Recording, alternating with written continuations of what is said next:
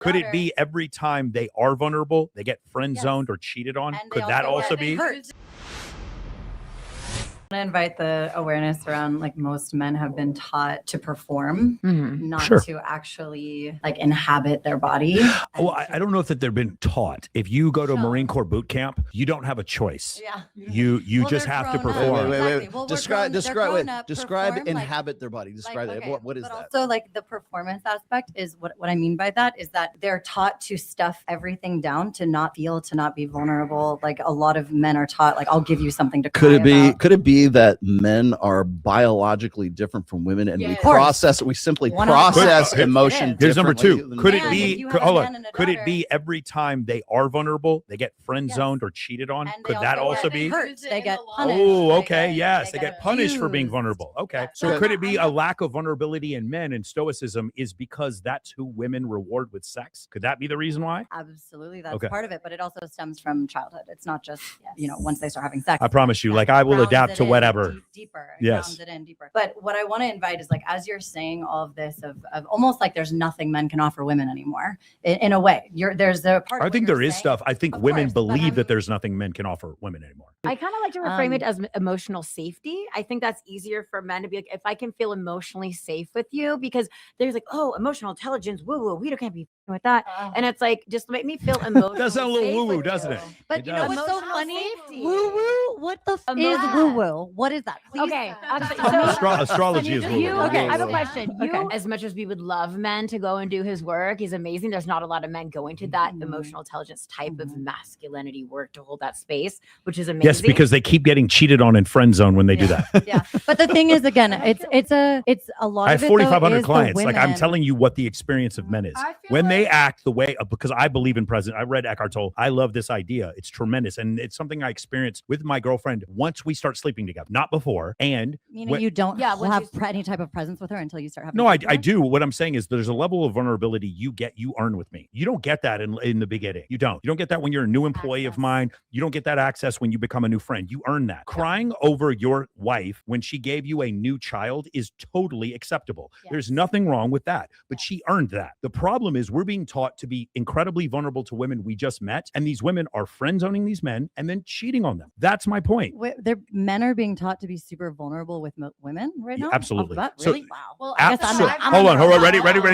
Justin Baldoni, Oprah Winfrey. I have 50 different content creators. I just experienced. We all have very different experiences. Yeah, no, I've had it's not a blanket thing. You can't be like all men are this, all women are. No. What I'm saying is, I will agree. I have had men like trauma dump on me, like literally the first. Yeah, me too. And that's kind of the point that they're getting at is like they're told to be vulnerable. So it's like, hey, I have 3 baby mamas and then this, and it's like, okay. She's like, just tell me about the felonies. I just need to know about the felonies. Like, what did you do? Turn me on. Did you drop the soap or did you not? Like, that's all. I can't. No, on a serious no. Like, y'all know I'm playing. Not really, but playing. But it goes into that like same fact that you guys talking about. Like, I've had guys where they literally trauma dump on me, and I'm like, damn, that was a lot. Like, I don't even want to continue because I didn't even get to know. So that didn't make you sexually aroused when he trauma dumped on you? Like, damn, weird. This is like weird. Isn't that weird? Trying to look out for it. Like, I didn't even get to know who you are. I didn't even get to know your favorite color, your favorite food. I just knew that you had 3 baby mamas and you're heartbroken and this and that. Like, you have all this. That's maybe like a little bit further in, but first date's supposed to be a little more lighthearted, like to go, like make my punani like tingle or something. Like, trauma dumping on me is not a little too much truth here. We're gonna get in trouble. To be clear, that obviously went a completely different direction, and I love it. But I also just from what I was originally saying, which is fine. I love it. Yeah. I just want to bring it back to the awareness that like what men can offer. And again, I live in a very different world. Okay. Like I'm observing and I'm like, yeah, I live in a different world and I'm happy with the world I live in.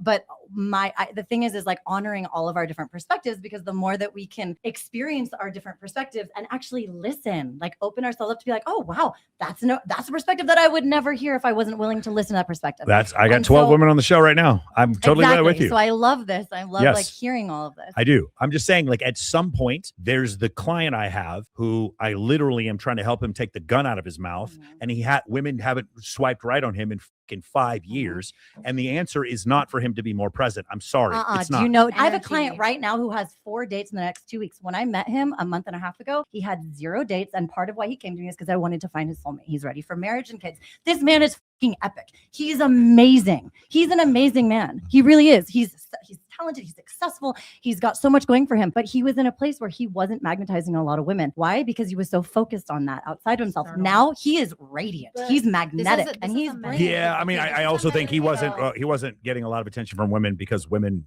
are kind of shallow when they first. Well, meet I'm them. just telling you though. Think about the difference though. His biceps weren't big enough. His biceps weren't big enough. I know. Well, that's definitely okay. Perfect. That's one question that I have is we're talking about vulnerability. I don't feel like we're only focusing on the romantic aspect of Thank you. Good. Yeah. Good. There's Good. also platonic relationships Yes. between a male and female where it's okay for someone to be vulnerable, but at what point is it okay that's for a great the question. person to be vulnerable? That's a great question. Yes. For me, one of the issues is if I am trying to invoke attraction in the opposite sex, I know that I need to reserve some vulnerability initially. They mentioned it before about a guy trauma dumping on them. However, if it's someone like, if I went through a horrible breakup, I would tell Brie all about it. That's different because there's no, man, I'm holding on to this vulnerability so that maybe we can end up hooking up. I'm aware and have had enough experiences with women to know there's a point at which vulnerability is maximally attractive. And it's maximally attractive once she's attracted to me. And generally after we've had sex once, that's generally when it's a little bit more effective. Off the rip,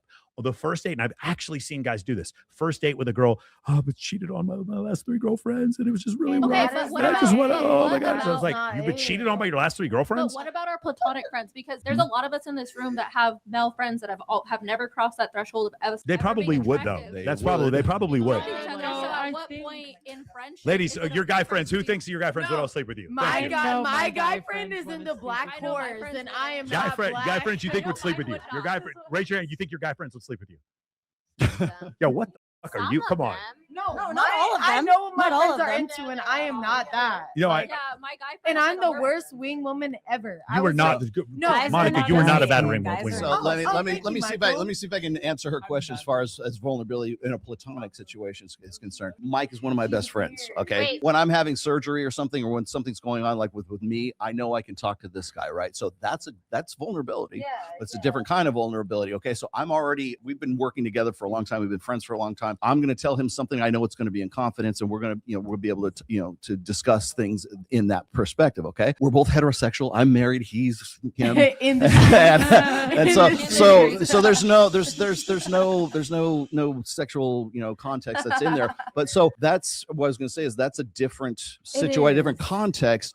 And what I was going to say is that, but when it's men and it's women, that vulnerability suddenly becomes something that is, it's a bonding is what it is. So like I said before, got to be the guy who's alpha or be predominantly alpha, for lack of a better term. Okay. We're using alpha as the abstraction once again, right? And once that's your predominant personality, when you are on those rare occasions, maybe your dog dies or your something tragedy in the family, then at that stage, if that guy becomes vulnerable with the woman that he's at, it becomes so much more endearing and it strengthens the relationship as a result of that, because that woman believes, and maybe correctly so, that only she can drag that out of him. Let me say one other thing. You brought up something about security. Another reason why I'm vulnerable if I'm in a relationship is because I know I can get into another relationship if this one ends. I don't want it to end, but everything ends. My father was killed by a drunk driver 20 years ago yesterday.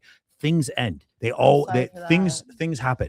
But in this world, one of the reasons why I'm capable of being vulnerable with her is because I have enough abundance to know that if she leaves, I'm going to wish her nothing but the best. Just like with my ex that you guys all met, I wish her nothing but the best. And I know that I can pick up and do other things with my life because I'm capable and have enough abundance in my life to be vulnerable. If I don't have those things, if I am in such an incredible sexual scarcity, and this is the first woman who's given me any attention in 10 years, I don't have that. And I'm afraid to be vulnerable because she'll leave. Yeah, go ahead. You have that obsession, which is not of like, oh, if you're not here for me exactly how I want, then like, what are you doing? Like, I'm a man, so I'm a little bit more forgiving and like I'll take 80% of what I can get. Michael, you are a man, but like a lot of guys out here are not like you. Like Mhm. you are my friend. Like again, exactly what Bree says. Like I love being on the show. I like having the conversation. But outside of this, like I love you here, but I love you outside of this too.